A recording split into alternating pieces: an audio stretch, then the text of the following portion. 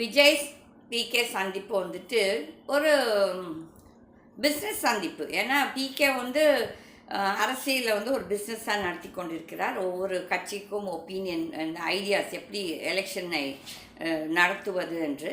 ஆனால் இந்த பாதி பேர் யாரெல்லாம் அவர்கிட்ட போகிறாங்களோ அவங்க நினச்சிக்கிறாங்க அவரால் தான் அவங்க ஜெயிக்கிறாங்கன்னு சொல்லிட்டு. இது கிடையவே கிடையாது. பிகே வந்தால் வந்து இஸ் பிளேயிங் அந்த அவரோட ட்ரம்ப் கார்டு நல்லா அழகாக விளையாடுறார்.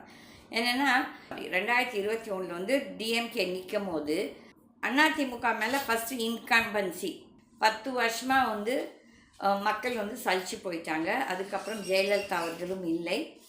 இந்த சந்தர்ப்பத்தை பார்த்து கொண்டு இப்போ ஸ்டாலின் அவர்கள் என்ன சொன்னார், நான் வந்து வந்தவுடன் ஜெயலலிதாவோட சாவை பற்றி எடுப்பேன் என்று சொன்னதால் நிறைய பேர் அதற்காக பெண்கள் எஸ்பெஷலி அதுமேல் ஜெயலலிதாவோட அனுதாபிகள் அந்த டிஎம்கே கட்சிக்கு ஓட் போட்டாங்க. அவங்களுக்கு விரும்பி கிடையாது, தட் இஸ் அவங்களுக்கு ஒரு நியாயம் கிடைக்குமா அவங்களோட தலைவிக்கு என்று.